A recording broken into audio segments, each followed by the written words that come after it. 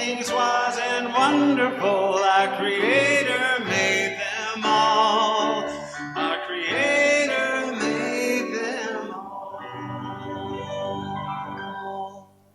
You may be seated. Yes. Sweet. So it is our last Sunday of July, in the middle of summer. I'm not ready for summer to leave.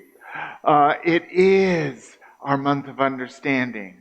And the title of today's talk is Always Expect More Good. What is it about expecting? What is it about expectation? What is it about expectancy that turns on the gas, that opens the floodgates and allows whatever we're expecting? Now, we can expect a lot of things, and what I'm going to focus on is let's expect more good. Anyone want more good? Good. Then I'm in the right place. So this is referred to in Scripture many places. This is Mark chapter 9, verse 23. All things are possible to the one who believes. All things are possible to the one who believes. Now, this is certainly wonderful, because as people of faith, that faith is that wonderful believing. It's also where that expectancy and vision live. Because if we focus there, what's possible? Everything. There is no lack in God. In all God, things are possible. There are things and situations in our human existence that seem, it's got to be. Our co-founder, Myrtle Fillmore, believed, as society believed, that her tuberculosis was going to kill her, because everybody in her family had tuberculosis and they all died.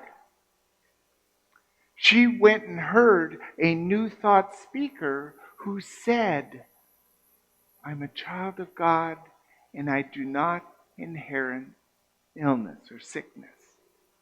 And she took that thought into prayer and meditation, and she began to heal because she focused love and divine light in every one of her organs, and she healed from unhealable tuberculosis by changing what she believed. Are you with me? Good. Let's see. Our co-founder, Charles Fillmore, wrote, there is a power within each of us greater than any condition. So this refers to that same idea. Any condition. Now that could be in our humanness, and it could be in our divineness, because we're human and divine. This great power is always more. There's more love.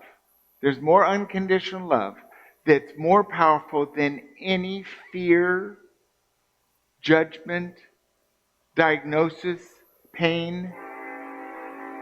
And they're affirming the truth. I love when the train says, yes, that's right. Because the universe knows. And I love the synchronicity. Good timing. Good job. I mean, I only sent them the memo last night, but they got it. So when we are in any situation, always expect more good. Because even when there's challenge, anyone ever have challenge?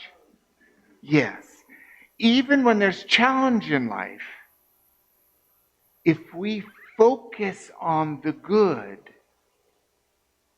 we can change from, oh, my life is broken, to, I wonder what good is going to come from this. I wonder what I was planning. And as soon as we expect good, the universe supports the idea of good. Now, does that mean that everything's always going to work out? No. Everything will work out, but it may not feel good. But there is the presence of the divine in all, around all, and within us.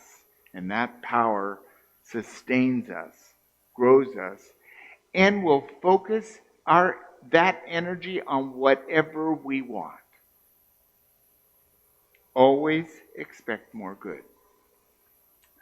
Reverend Eric Butterworth, powerful Unity minister, formerly he was in New York and wrote some of our most powerful books in Unity. He writes, "You are always drawing to yourself the consequences of your expectancy." So if I'm focused on my fear, what am I going to get? I'm going to get more fear, more to be afraid of. If I'm focused on my good, I'm focused on solutions. I'm focused on vitality. I'm going to get the energy to foster whatever I'm expecting. I like to think of expectancy as turning on the power. It's what's going to give it to us. And we are the effect of our experience. If something's happening in our life, it's happening because there's some part of us that's expected something. Anyone can relate to that? Good.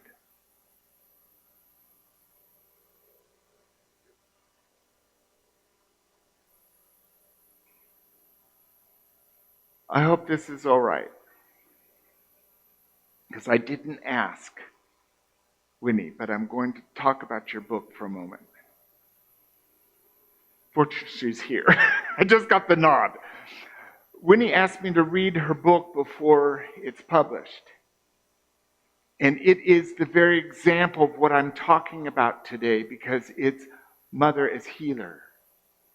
And after she applied technique to heal herself, she focused healing her son with autism.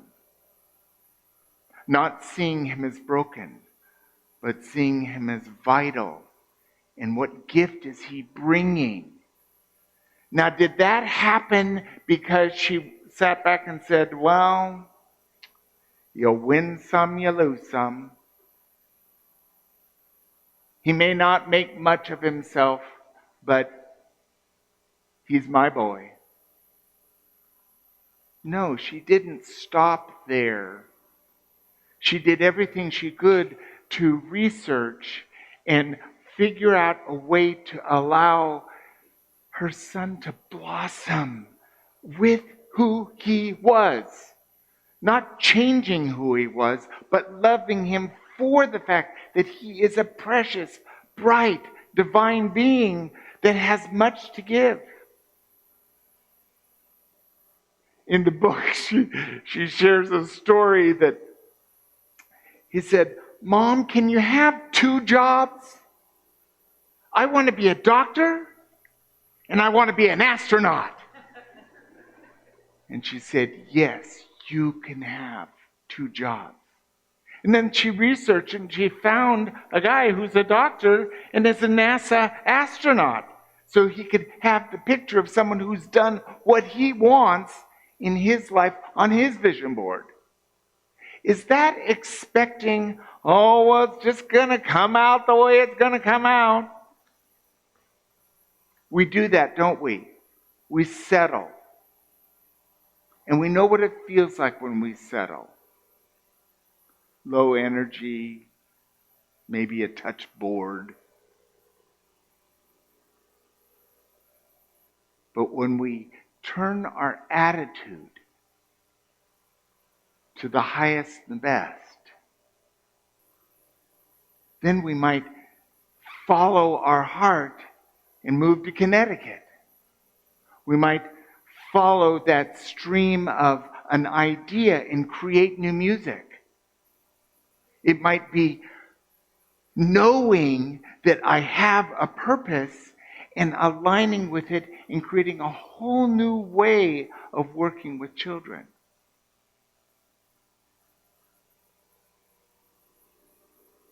We're always drawing to ourself the result of our expectancy.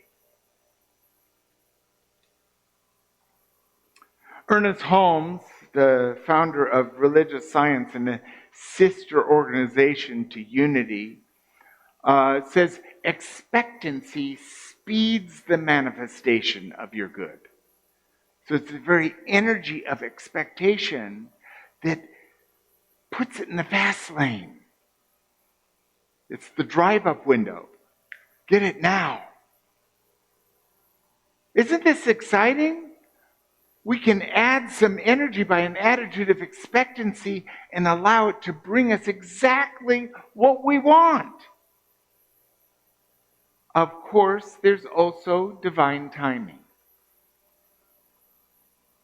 Some things we ask, it happens. Some things we ask, and it takes time. We expect it. We see the light at the very end of a tunnel, but it's not here yet. And what we need to do is continue to hold that expectancy, to feel it. And the reason why expectancy is powerful is because it's based in the heart. Expectancy infuses our feeling. And when we vision something, we want something, and we've got feeling attached to it, that's the movement saying, really, universe, this is what I want. And the blessing of all this is there's grace. Grace is that wonderful energy that means that just because we have the thought in that moment, boom, it doesn't happen right then. Chances are none of us would be alive if that was true. Because we have bad days. If every single thought, boom, happened, it would be a mess. But we have been equipped with a power greater than any condition. And we can allow ourselves to choose something that works for us and all, that lifts up light with love. And all the while, expecting more good. The Reverend Catherine Ponder, I want to tell you, Catherine Ponder is a Unity minister who's written many books on prosperity. Many books on prosperity. She's kind of a prosperity queen when it comes to Unity, along with Edwin Gaines, but Catherine's older, so she was there first. And I want you to know that Catherine Ponder donates tithes to this church every month, $500. And she's still aligned with that wonderful blessing. It's so wonderful. And she says, you must make room for your good.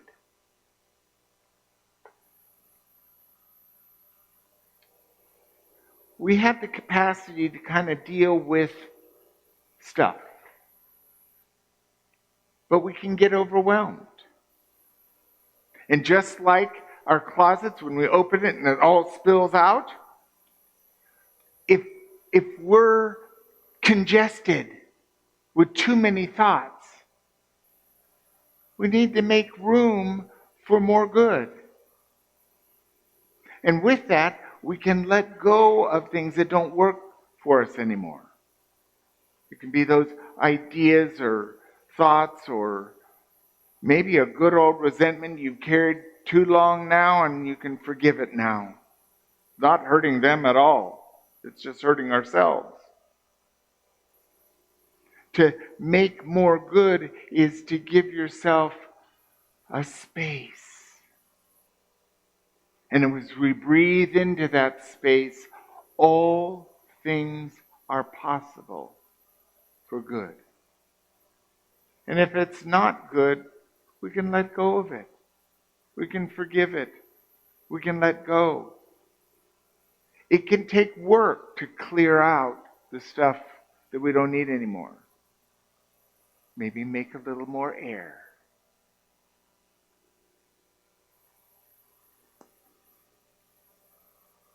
We do have this great power. And if we apply it to our lives, not in the essence of getting more and more stuff, because if we have more and more stuff, we need to dust more. Take a picture of it and not bring it home. But if it's in you to live and breathe joy, do what works for you to be joyful. It's dancing or cooking, meditating or singing, swimming, gardening, doing sports, shooting video. Whatever floats your boat. But in order to have that joy, sometimes we need to clear the deck so that we have a stress-free approach to that joy. Make sense?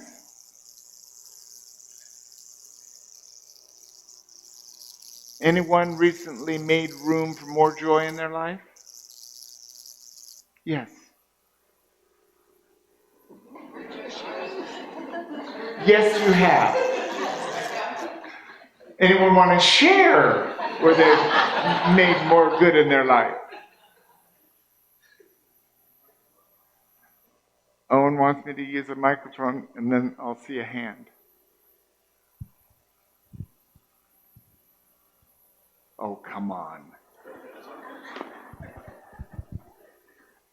I'll take one for the team. So for myself, I started a list, and my list says all the things that I love to do. So every day, without fail, I do one of the things on my list, so that every day I'm doing something I love. Wonderful idea. Wow. I've been working on this for about a month or a month and a half, but I had a bunch of canvases, and I go, these just aren't working. So I cut them all up and burned them, and so to make room. So it was, it feels good, but it's still a lot of work. But that was an example. Very good. The classic, going through all the clothes that you know you're not going to wear anymore, getting rid of them, and then I got to go shopping and buy new things. So I love it.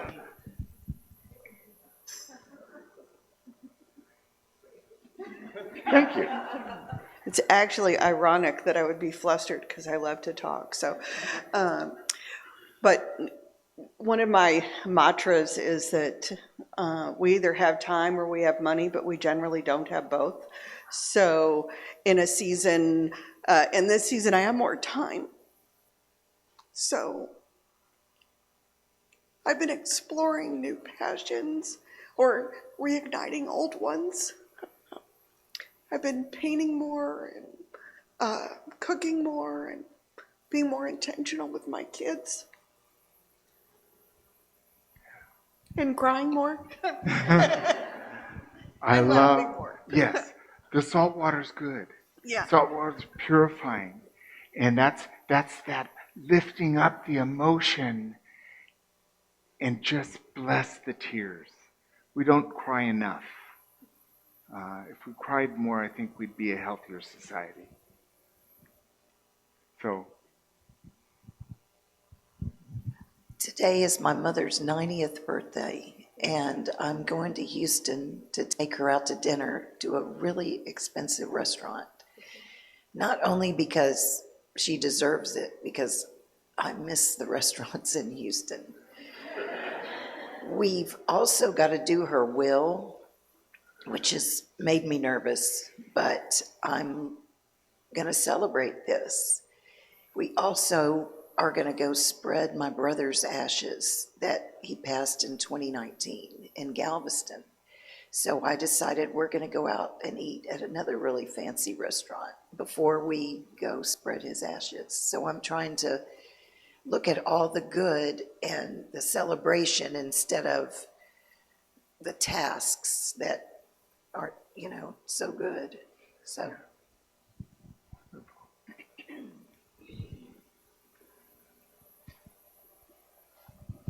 I'm filled with joy. I did something silly the other day. I have spices, lots of spices, like 30 bottles, 40 bottles of spices. And they have always just been on this shelf. So I'm constantly going back and back and back, trying to find things. It takes me a few minutes to find what I want. And so I bought a spice rack. And I thought, how ingenious. They make spice racks. And so yesterday I took it out of the box and I put everything up and everything fit perfectly. There isn't one space left. And I thought this morning, I'm silly. I'm joyful about my spice rack. It's the little things. it is. It is. I mean, it seems so small. Everybody can just get on Amazon and buy whatever they want. But boy, that's a good spice rack. Yeah. But that's just it. It's not how big it is. It's enjoying what we can simply enjoy. Whether it's celebrating and being with family or opening ourselves to a new goal in our life or having a blessed journey no matter what. It really is a wonderful thing that we can expect more good from our life. Our personal exploration this week, I'll ask you to join me. Let's start our morning by asking what good is trying to happen today. This puts an expectancy of what now? What's this day going to bring? And see what comes. See what light turns on in your heart. And then over the course of the day, unexpected stuff happens all the time. So turn to that situation and say, how might this contain greater good? Rather than the attitude of, oh, this wasn't what I planned, to, I wonder what I was planning here. Where's this taking me? What new light is going to come to my life by this? And then before bed, ask, where did I experience more good today than I expected? End the day with gratitude. And with that, by allowing ourselves to make some more room for good and expecting good, we can have a life beyond our wildest dreams right now. And that's always expecting more good. Thank you.